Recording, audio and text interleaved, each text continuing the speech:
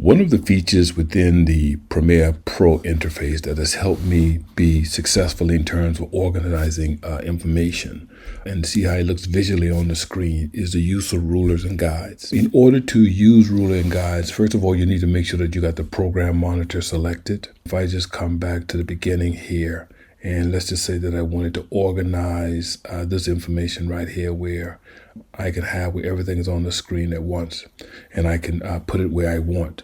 So all I need to do is make sure that, again, the program monitor program window is selected. If I go up to view, and if I come down to show rulers, now you can see that I have the rulers on both sides. And what you can do is you can just grab, say for instance here, and you can just drag a ruler down and you can organize your content on the screen. So for instance, if I wanted to make sure that those are lined up like that, that's lined up enough for me because that's an animation.